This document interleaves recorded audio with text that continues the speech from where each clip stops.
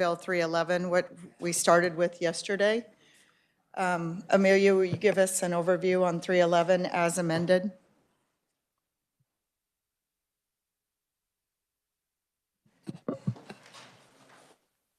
Yes, Madam Chair.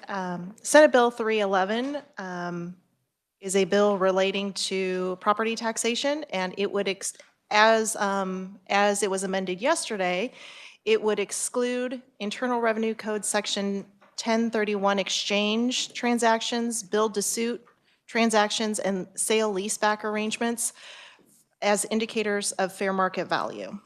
And I'd be happy to answer questions. Thank you, Amelia. Committee, any questions? Seeing none, I'm going to make a motion to move Senate Bill 311 out favorably as amended. Is there a second on the motion? It's been moved by Senator Tyson, seconded by Senator Alley. Discussion on the motion. Seeing none, all those in favor say aye. All those opposed, nay. Motion carries. Thank you, committee. Committee, I'm going to turn our attention to Senate Bill 539. Amelia, will you give us an overview?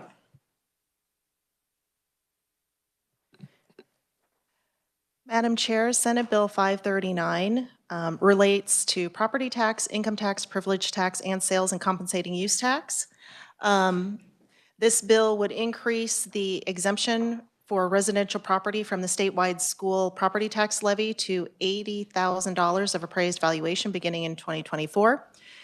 Relating to income tax, the bill would amend the individual income tax rates to decrease by 0.05% per year, beginning in 25 and decreasing till 2029.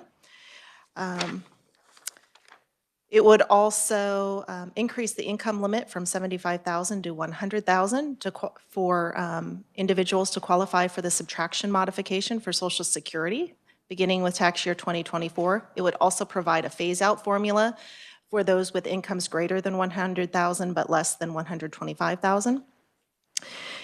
The bill would increase the standard deduction for single individual filing status from $3,500 to $4,000 beginning with 2024. It would also provide a cost of living adjustment for all filing statuses beginning in 2025 and thereafter. The bill would also increase the Kansas personal exemption beginning with 2024 so that it would be $22,000 in the case of married individuals filing joint returns, $11,000 in the case of all other individuals, and an additional $3,000 for each dependent. It would also include a cost of living adjustment beginning in 2025. With respect to privilege tax, it would decrease the normal tax rates over the course of 2 years for both banks and trust companies and savings and loan associations. And then relating to sales and compensating use tax, it relates to the state rate of food and state rate of tax on food and food ingredients. Currently, the rate is scheduled to drop to 0% January 1st of 2025. This bill would move that date up to July 1st of 2024.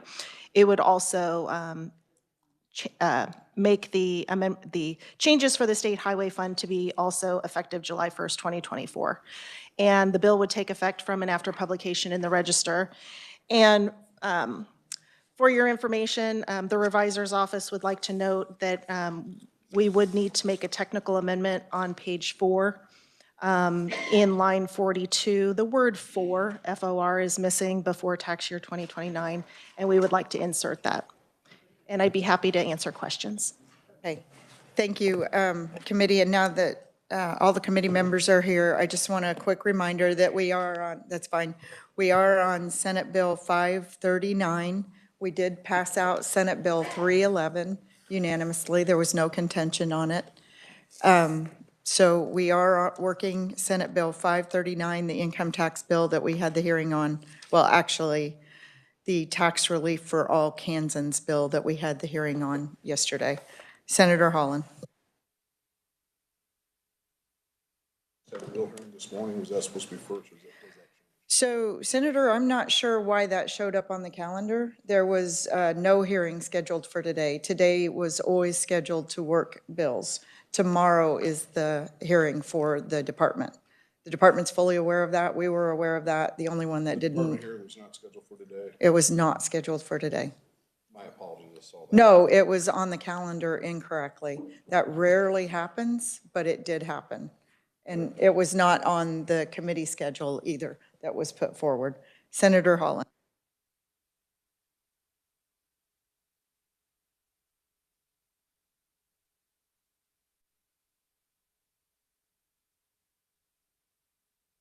Absolutely, Senator. Yes, we will record you as a no vote. If the committee has no objection, I don't think they will. Okay, that's fine. Great.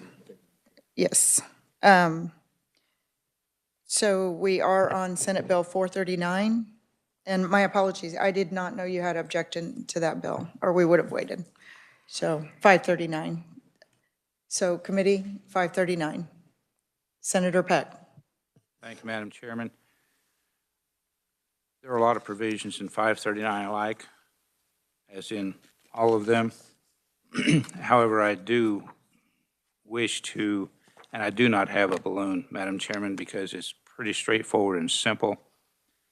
And that would be to, rather than have the slider for the Social Security income tax, it would be to go back to the plans that we have passed multiple times, and that would be to eliminate the state income tax for Social Security without an income limitation, as is in the bill and as is current law. So I would make that in the form of a motion. And I apologize for being late first, and I apologize for not having a balloon, but because it's, I think, fairly straightforward, simple, I decided to just move forward with the motion. Okay, thank you, Senator. We don't require balloons.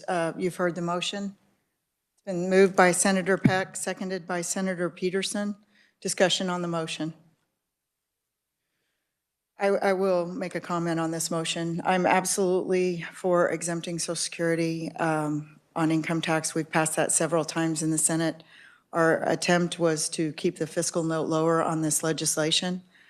I just want the committee to be aware that it increases it. It was approximately a $61 million fiscal note. Now it will go back up to the $152 million fiscal note, just so the committee's aware. Any other discussion? Senator Blasey. Thank you, Madam Chair. I want to thank the senator from Montgomery County for bringing that amendment. I want to just state for the record that this is the #1 issue I hear about back home, the Social Security tax.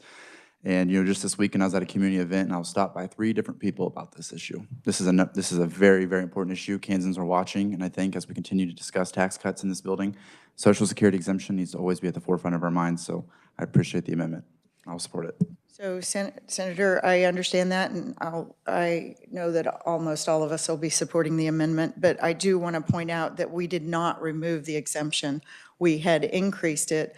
The governor had said that we had 2284 as a bill for the rich.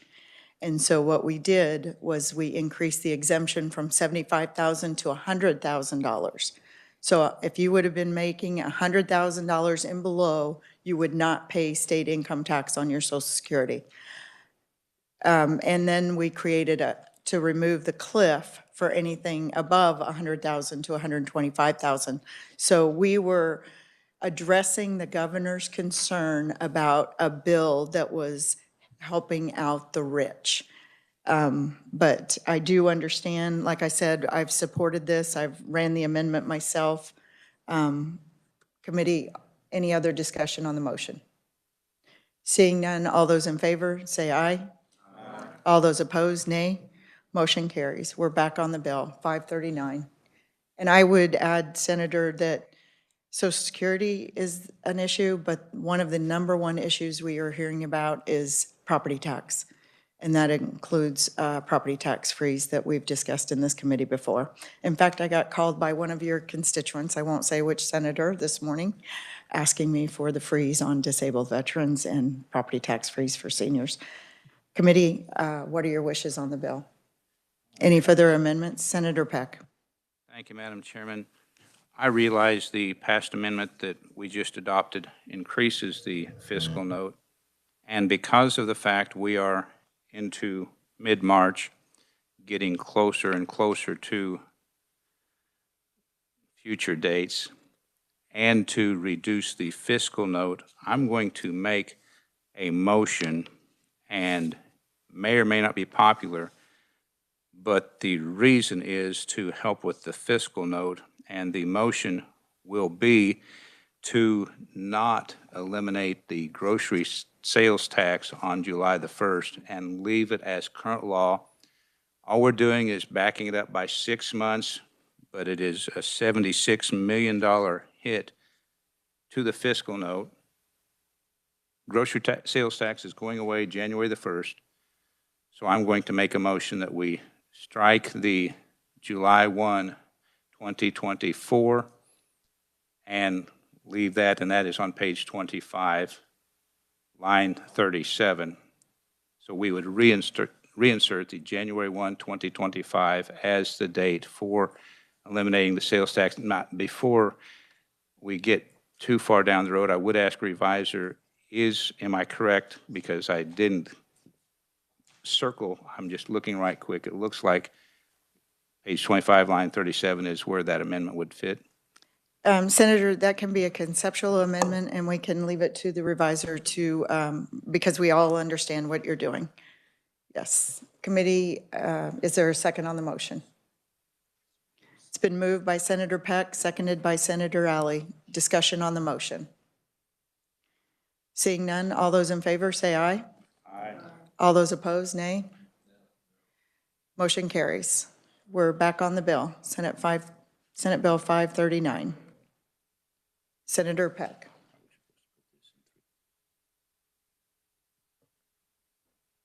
I don't see anyone willing to do much discussion. Apparently, the bill is amended as good as we're going to get it, so I would make a motion that the Senate Assessment and Taxation Committee pass Senate Bill 539 as amended favorably and recommend it favorably.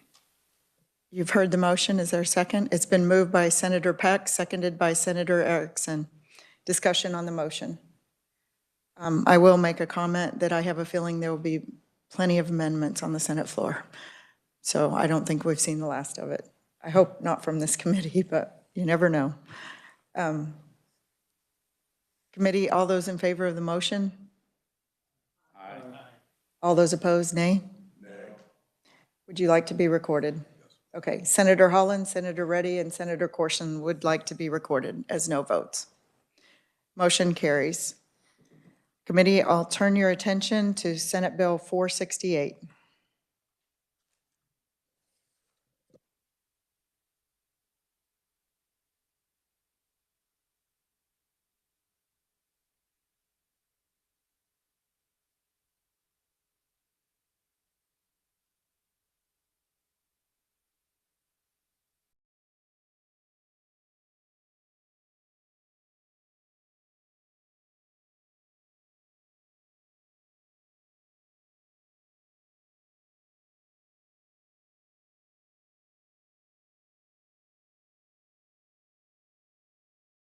Amelia, thank you.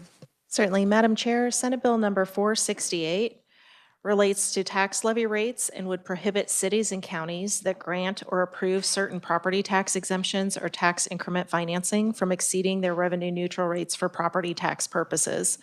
The provisions would commence on and after January 1 of 2026, and it would provide that those cities or counties that grant or approve property tax exemptions under Section 13 of Article 11 of the Constitution, or industrial revenue bond financing, or any TIF provisions, tax increment financing provisions, would be limited to their revenue neutral rate or below for the following tax year. And the bill would take effect from and after publication in the statute book. Committee, any questions? Senator Peck. Thank you, Madam Chairman. I do have a question. When the phrase revenue neutral rate is used, I know what that means, but does that include any new construction, any change in classification? Currently, they are excluded, my understanding. Am I correct? I guess that would be my question. Does that exclude new construction, change in classification, et cetera? Amelia, it does not include new construction, the definition of revenue neutral, but maybe that's it. Amelia, do you want to? Could you rephrase Could you your rephrase the question? question? Yes, thank you. What I'm looking at is on page 5, where there's a lot of new language, the section 5I, the very last sentence, such governing body shall be limited to generating the same amount of property tax revenue as levied the previous year. My understanding of the revenue neutral was if a county had, or a taxing entity had additional property built that went onto the tax rolls, or if there was a change in classification, they did not count against the revenue neutral rate, and maybe I am misunderstanding, and if I am, that's the reason I'm asking. No, they have to remain revenue neutral, including the new items that came on the tax rolls. Yes. Thank you. Yes, so I think it is your intent. Committee, I do have an amendment on this legislation. Do you want to hand it out? The TIF, yeah.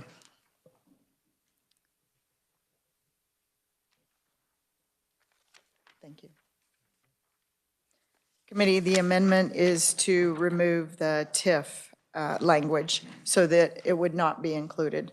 So if a community or county or municipality awarded a TIF, then it would not fall under the restriction of remaining revenue neutral for that year.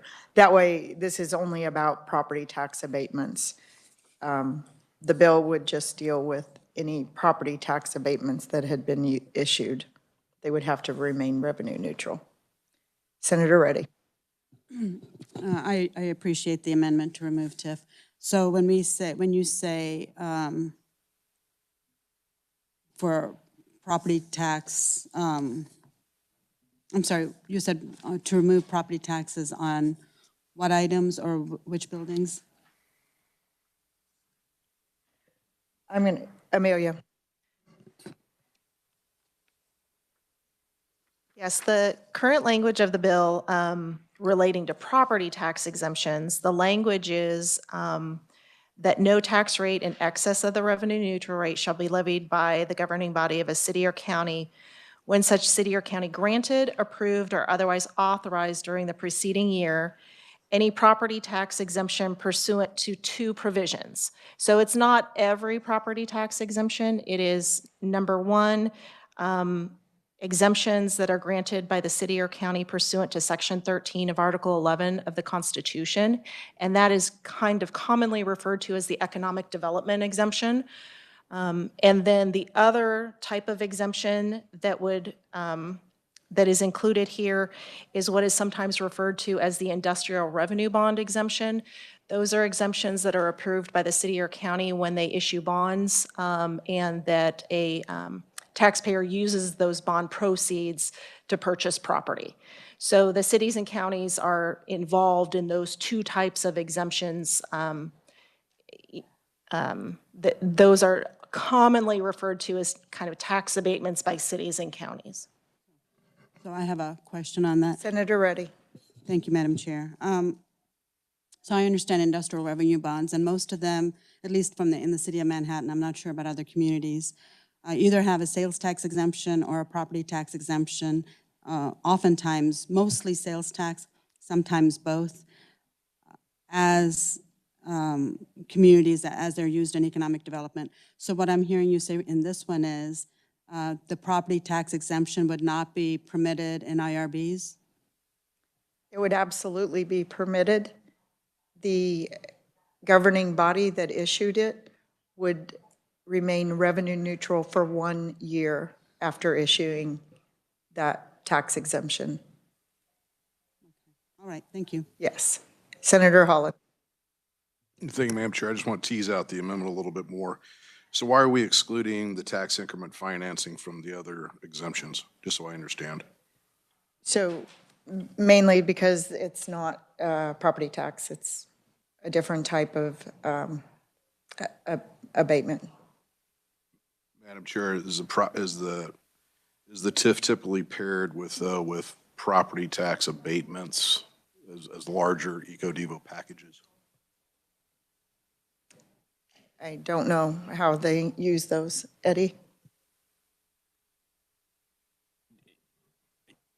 I can't say with certainty that that never happens, but functionally, I don't think that would work, since the point of the TIF is that it captures the property tax on the increment and refunds that for the development purposes of the district. And so if the property tax was exempt, if the property was exempted, so there was no property tax, then there would be no tax increment, because there would be no tax. And so a TIF wouldn't functionally work in that circumstance. Thank you. Committee, any other questions? Seeing none, I'm going to move that we amend Senate Bill 468 to remove the TIF language. Is there a second on the motion? It's been moved by Senator Tyson, seconded by Senator Peck. Discussion on the motion. Seeing none, all those in favor, say aye. Aye. All those opposed, nay. Motion carries. We're back on the bill, 468. Committee, what are your wishes? Senator Peck. Thank you, Madam Chairman. I would move that the Senate Assessment and Taxation Committee pass Senate Bill 468 as amended and recommend it favorable for passage. I'll second the motion. Discussion. So it's been moved by Senator Peck, seconded by Senator Tyson. Senator Holland for discussion. Thank you, Madam Chair. I was an original supporter of the revenue neutral basically notification, because it got rid of the lid. And I just can't help feel, Madam Chair, that we're going back to starting to reinstitute cobbling together some sort of a lid on our local units of government. So I will be voting against this bill. Thank you. Thank you. I'll remind the committee, one of the items that came up that brought this bill to us was because of a property tax abatement for $34 million in Johnson County to a Chinese corporation. And they gave the abatement to the corporation while increasing everybody else's property taxes. So this bill would at least hold the governing body accountable and neutral for 1 year. Senator Reddy. Thank you, Madam Chair. I'm going to be opposing this bill mainly because whether it's with a TIF district or whatever it might be, there are elected officials in those communities, whether it's in the city, the county, the school district, whatever it is, that they work with their chambers, their businesses, their universities, and their constituents to make sure they are aware of what's going on, and their voters can email or communicate to their elected officials. So I feel like this is removing some of that local control that they have on what they need to do with their property taxes and how they want to handle their economic development for their areas. Thank you. Thank you, Senator. We heard from several county commissioners that said, in fact, one said it is our responsibility to deal with the property tax issue. So this is another option. Committee, any other discussion? Seeing none, all those in favor of the motion say aye. Aye. All those opposed, nay. No.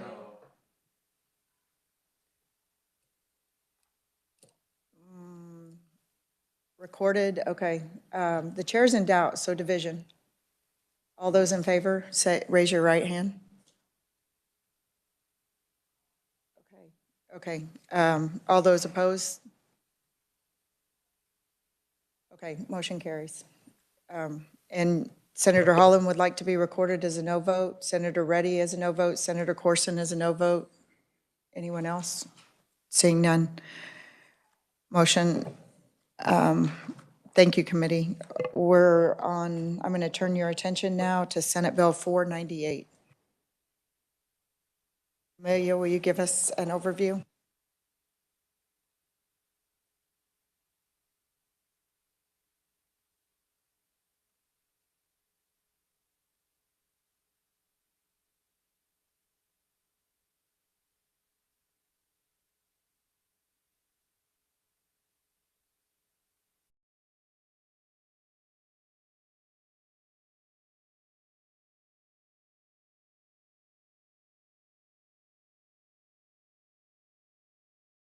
Thank you, Amelia.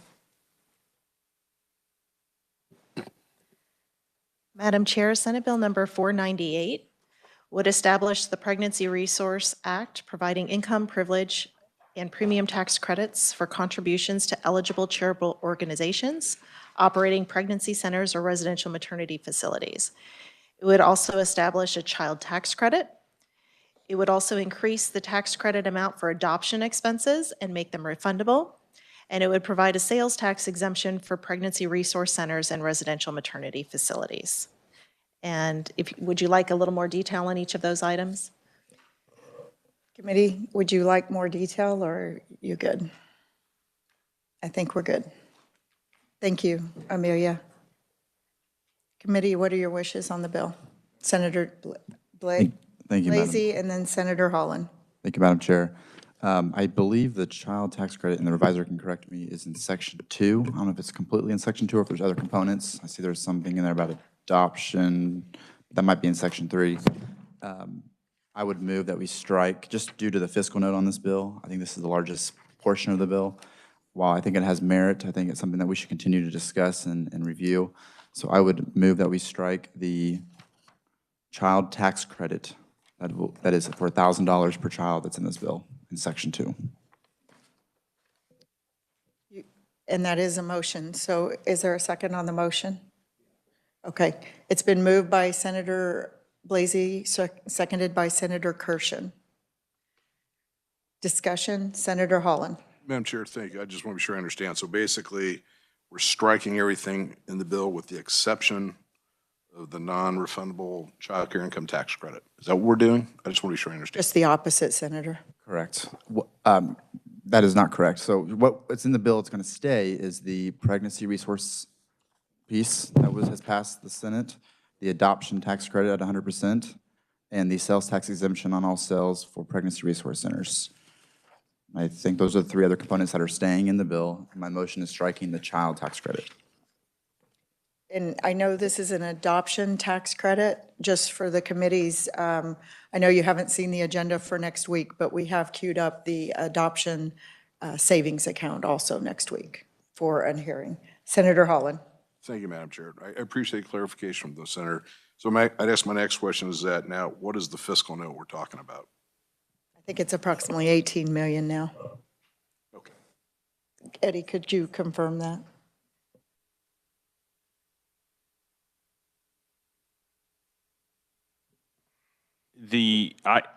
I am not 100% certain. I think that the child tax credit piece of this was $755 million. Oh, but there was the additional 33.7, so that's 789.2. So if you subtract 789.2 out of the total number that you have there, I think you would have what is remaining in the bill.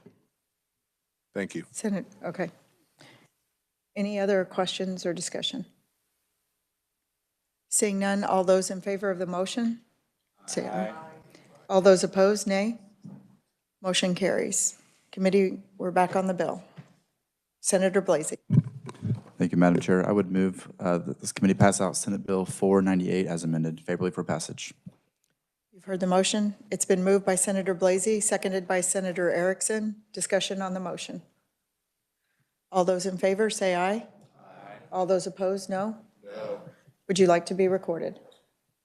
Senator Holland, Senator Corson, and Senator Reddy would like to be recorded as no votes. Motion carries.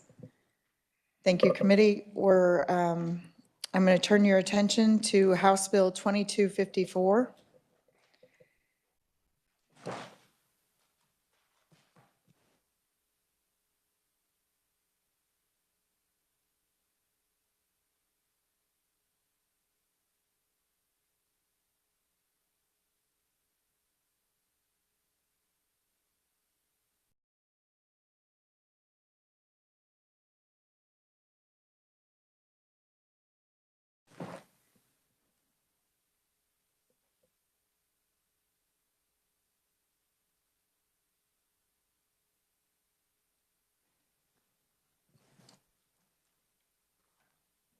Thank you, Amelia.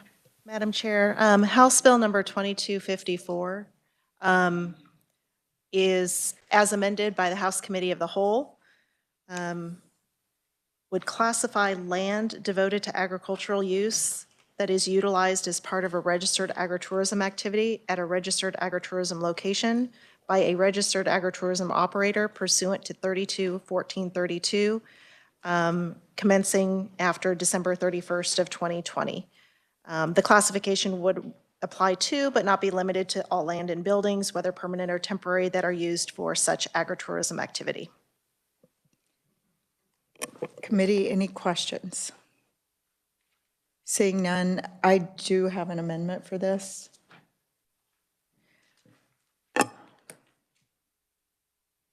Committee, since this bill is clarifying the commercial versus ag use, I am also, an amendment is being handed out to describe and codify in statute adverse influences on ag property. We've seen this legislation before. In fact, it passed the Senate last year.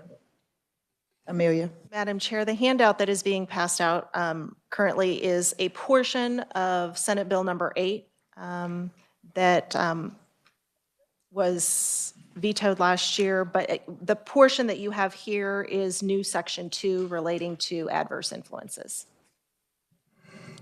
Thank you, committee. Any questions? Senator Holland? Yeah, Madam Chair, I'm going to officially stay out of this. I have a small Kansas farm winery. Agritourism is part of our business model, and I don't want to be seen as trying to influence something that may benefit myself, so I need to excuse from voting on this. Thank you.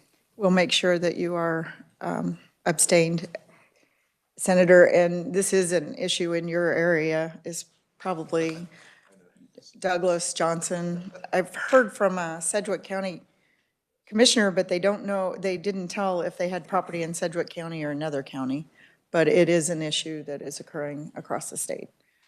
So, committee, I'll offer the amendment now to add the adverse influence language. Is there a second on the motion? Senate, it's been moved by Senator Tyson, seconded by Senator Peck. Discussion on the motion. Seeing none, all those in favor say aye. Aye. All those opposed, no. Motion carries. We're back on the bill. Committee, what are your wishes on the bill? Senator Peck. Thank you, Madam Chairman. I would move that the Senate Assessment and Taxation Committee pass House Bill 2254 as amended and recommend it favorably. I'll second the motion. Discussion on the motion. Seeing none, all those in favor say aye. Aye. All those opposed, nay. Would you like to be recorded? The motion carries. Committee will turn our attention now to, this one's going to be a little different. 2317, but don't get anything out of your folder. It's a House bill that is already in law. So we're going to strip the contents of it. So 2317, Amelia, should you give an overview just so they know what the contents are that we're stripping? That would be great. 1 second. That's fine. Let me look it up. Okay.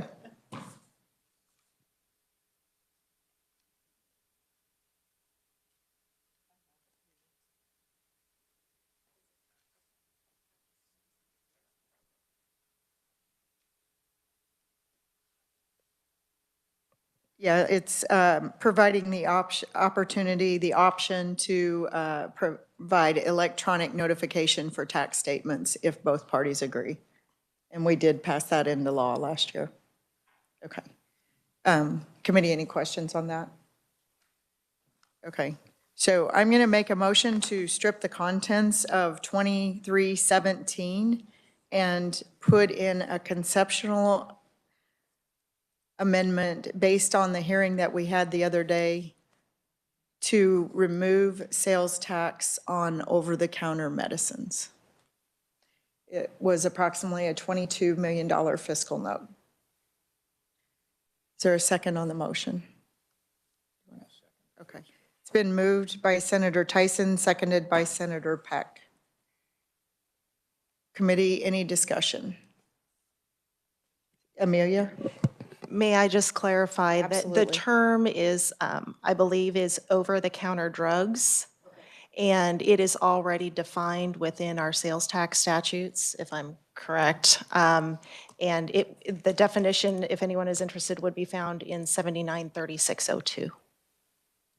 And we would remain in streamlined compliance, just so everybody's aware. It would not take us out of compliance. Senator Peck. Thank you, Madam Chairman. I seconded the motion for discussion's sake. I am curious what the fiscal note is on the proposed. We'll get confirmation, but I think it's around 22 million. Eddie? There was a House bill with this subject matter last year, and the fiscal note that was provided at that time for the bill, once fully implemented in FY 2025, was 23 million, and then it grew by, I believe, $250,000 per year after that. And that is the all funds number. Obviously, the state general fund is some 82% of that, and the state highway fund is some 18% of that. So you bring up a really good point. I will make a second amendment after we we took care of that with Senator Clays.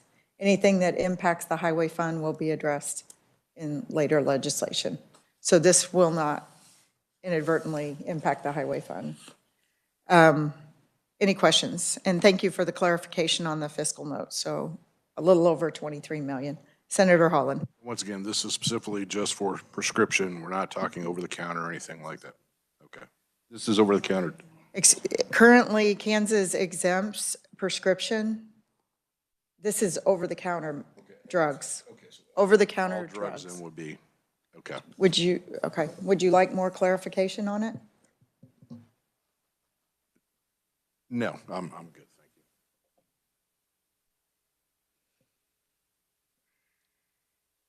Senator Alley. Madam Chair, could you explain the bill that you stripped?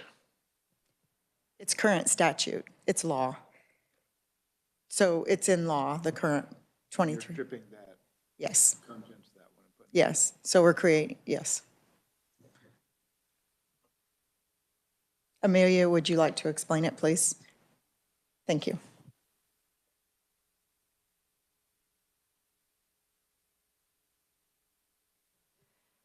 House Bill 2317 was from last session, and it related to property tax and tax notices, and it provided that certain tax notices and statements may be transmitted by electronic means by the county treasurer and the county appraiser if consented to by the taxpayer. And those provisions, those amendments were actually passed in House Bill 2002, and became law July 1st of 2023. Committee, any further discussion? Senator Reddy. And thank you, Madam Chair. And the bill, we are substituting this with, what is that number of that? 2317. That's what we're taking out and we're inserting, no? This was a committee hearing. It was, we talked about this in a hearing. And there wasn't a bill attached to this one? No, it was asked the carrier of the bill if they would mind if we amended the bill. They did not mind, and I decided to keep it separate. Thank you. So one clarifying question then. I would like a definition of over-the-counter. I know Amelia said it was in one of our bills. I don't know if cough drops are considered. I don't know, are we talking vitamins? Are we talking Tylenol? I don't know what it is. Amelia, thank you, or Eddie, yeah. While they're pulling that up, committee, we will be looking at 2229 next.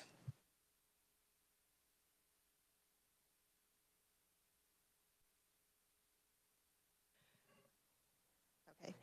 The definition in KSA 793602, double T as in Tom, defines over-the-counter drug as a drug that contains a label that identifies the product as a drug as required by 21 CFR section 201.66.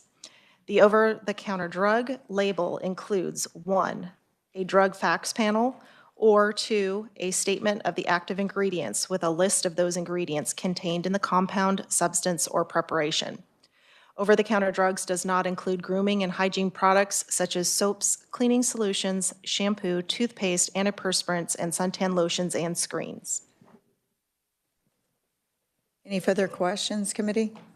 Senator Holland. Yeah, I really like where you're going with this, Madam Chair. I conceptually like the bill. What I'm looking, I guess I would like to know just a little bit further questions. So things like bandages, Band-Aids, stuff like that, that would still be subject to sales tax? Amelia or Eddie? So the definition we utilize, basically it's anything that is regulated under the Federal Food and Drug Administration and requires that drug facts panel or active ingredients panel. It is possible that there may be certain medicated bandages or things like that that might fall into that if they have sufficient medicine, but if it's the key is that federal requirement of a drug facts panel or an active ingredients panel under the federal law. And if that's there, then it meets this definition. If that's not there, then it doesn't.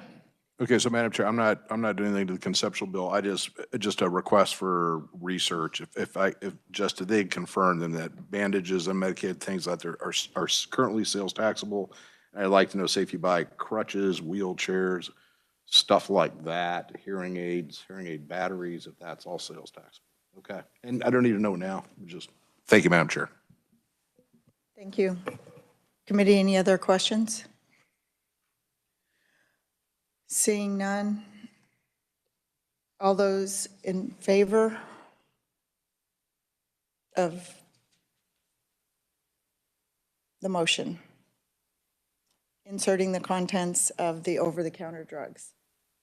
All those in favor of the motion, say aye. Aye. All those opposed, nay. Motion carries. We're back on the bill, 2317. Committee, I'll make the motion to move it out favorably as amended.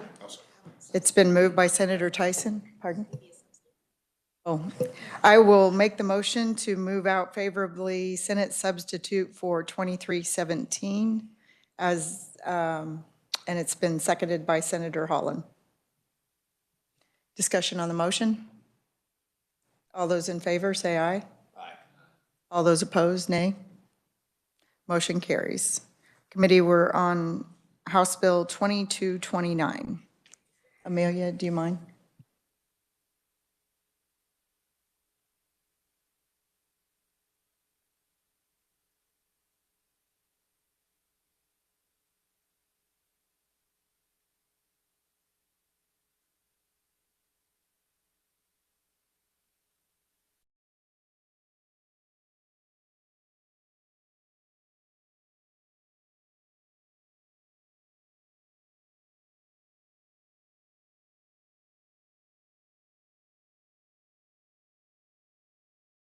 Madam Chair, House Bill number 2229 would establish a new sales tax. It would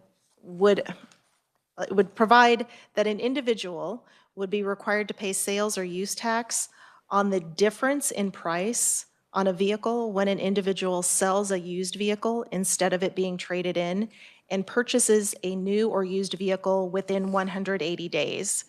The provision would take effect for used motor vehicle sales that occurred on or after January 1 of 2024. As a reminder, this was a bill that was introduced last session. And individuals would be able to either provide the county treasurer bills of sale at the time of registration for the deduction or to apply to the Department of Revenue for a refund. And the bill would take effect from and after publication in the statute book. And the House passed this bill on March 9 of 2023 on a vote of 117-4. Committee, any questions? Seeing none, what are your wishes on the bill? Senator Peck. Thank you, Madam Chairman. In my opinion, we need to change the date of January 1, 2024 to January 1, 2025. I also, Madam Chairman, during the committee hearing, because I'd made some notes, felt like the 180 days was excessive. So I'm going to make a motion to change the date, and if it doesn't go on, then we can make a motion just for the date, but to change the date to January 1, 2025, and reduce the 180 days down to 120 days. 180 days is basically 6 months, which seems excessive to me before or after sale, before you actually move on another vehicle. 120 days, that's 4 months. Most of us, if we're going to make a change within 30 days. So that will be my motion, is to change the 180 days to 120, and the January 1st date for vehicles sold on or after to 2025, January 1, 2025. You've heard the motions. It's seconded by Senator Reddy. Moved by Senator Peck, seconded by Senator Reddy. Discussion on the motion. Senator Alley. Madam Chair, do you have a physical note on this?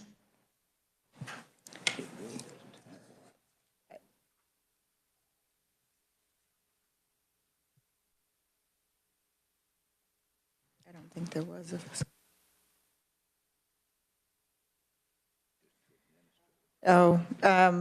Senator Peck has handed me the fiscal note, approximately $71,321. We may have an updated number, but it's less than $100,000. Committee, any other questions?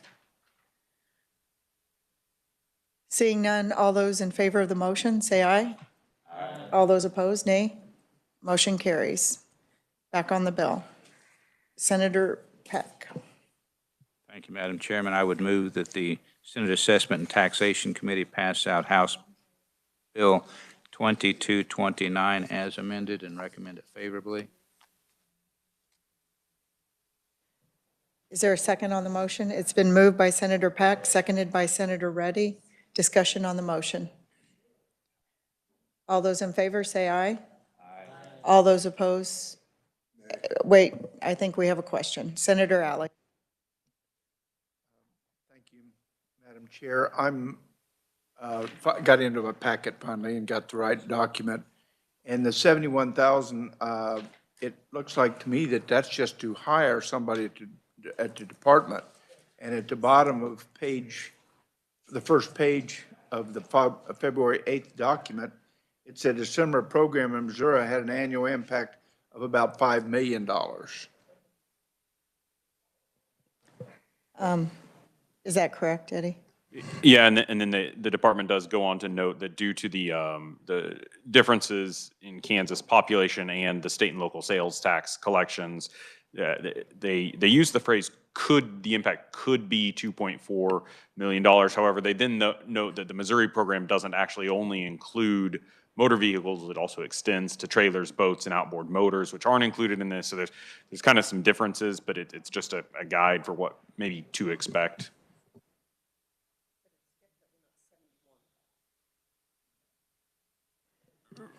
Right. Yeah, I think that the 71,000 is the expenditure impact. There would be a revenue impact that is beyond that. Okay.